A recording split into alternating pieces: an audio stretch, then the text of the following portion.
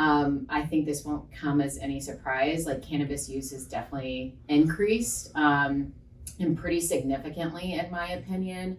I think part of the reason is access. So with some of these new oils, vapes, cartridges, it's very easy for clients now to use them and to be able to use them in settings where previously, if they were using cannabis, it would have been pretty obvious because they don't have an odor. So I would say overall, because of the increase in access, I'm seeing a big increase in cannabis use disorder.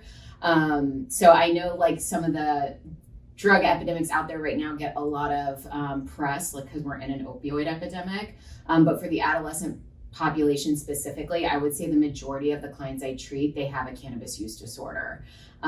Or it at least started with a cannabis use disorder and now they have gone on to different drugs. So I don't know on the medical end or the high school end kind of what you guys are seeing, but I'd be happy to hear.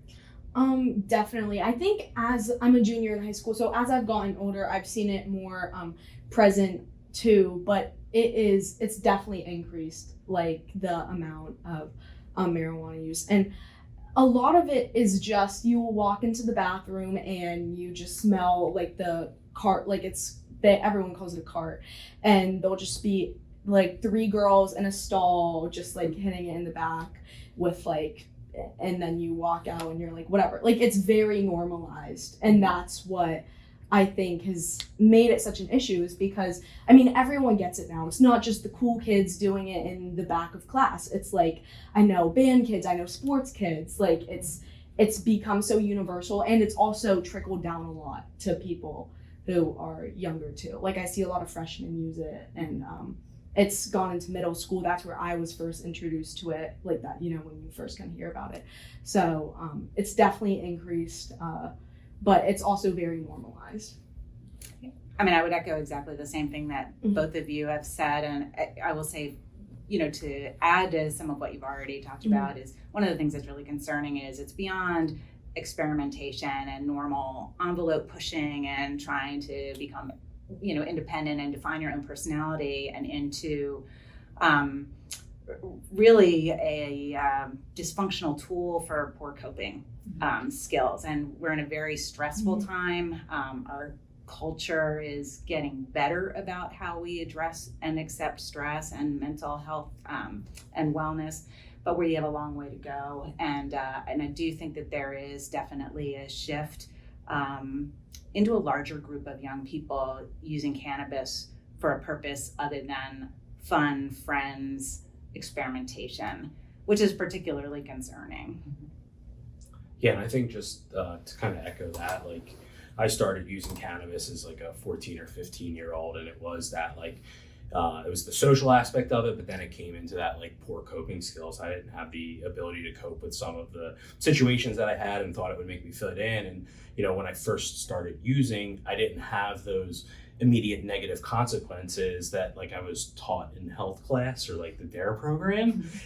You know, it wasn't like I smoked pot one day and immediately started using heroin and had people overdosing and dying. So, you know, I didn't have that, you know, fear of like, it allowed me, I don't know, I think it made me a little more adventurous in my experimentation, which led me to other substances. And then just, you know, from entering the recovery community, you're seeing people like younger and younger come in with, you know, cannabis as their primary drug of choice, which I wasn't seeing when I first entered recovery. You know, a lot of it was 10 years ago and it was all opioids. Now it's like a lot of people who are using the high potency THC that are developing like that serious dependency and things like that. So it's just like that changing landscape of like what, you know, you're seeing people coming in with. Because a lot of parents of my generation might do not a giant shrug, but a lot of people will do a shrug because they remember, well, when I was in high school, I did this, that, and the other thing, and I came out fine, and I'm a functional adult.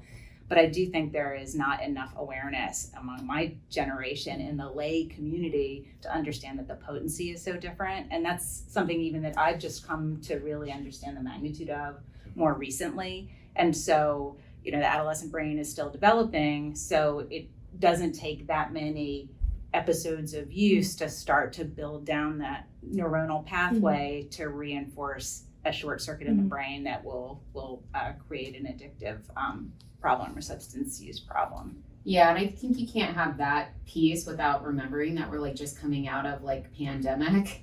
And so a lot of the kids have been so isolated that I'm seeing like an extreme uptick in anxiety with sort of like agoraphobic features, right? They're scared to go places. And a lot of kids have started using, and it's isolated use, and they're using a lot by themselves. So I think the typical trajectory of what we would see sometimes with like the party atmosphere, and then it would progress. Some of the kids that started a couple years ago, it was in response to being isolated and not knowing how to then facilitate connection with others. And so they got connected to something that was an instant fix, right? But then you add the potency, and once again, it's sort of like vaping to educate people with the nicotine. If you smoke a cigarette, you have to like usually be outside, right? But if you're hitting a vape, a lot of these kids are doing it inside. So a lot of these kids are hitting the high potency marijuana, but they're also hitting it multiple times back to back in one sitting. So it's not like, you know, if you want to say back with your generation where people would like pass a joint around or something like that. It's like these kids are sitting there smoking high potency THC for hours, multiple times. So the frequency and intensity of use has all been increased. And you pair that with kind of what's going on in society, and it's kind of created the perfect storm, if you will, for something that is minimized a lot in our culture to kind of like take hold. And then so many kids have so many issues with it.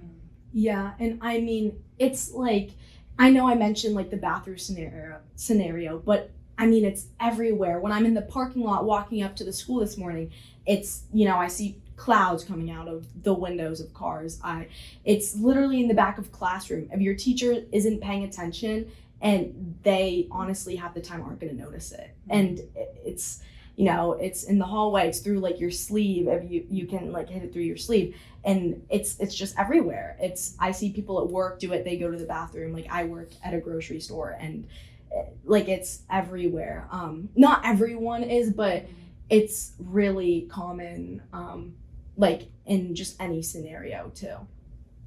And I think you touched too on risk perception, Mhm. right? You know, Yeah, so since, yeah. you know, and we could have a whole rant about health education classes. Yeah. But I think there's a lot of people that want health education classes to be truly educational, but there's so many rules and laws and politics about what is taught and what isn't taught. And I remember one young person a couple of years told me, like, why don't they tell us in education, health education, why people use drugs? Like we know, you know, we hear all the direst outcomes, but there's a reason that people still use drugs, including cannabis, but nobody ever talks about that. We need to know what it is we're facing to be able to, you know, make a right decision for us, you know, which I think is definitely something that's left out of the conversation.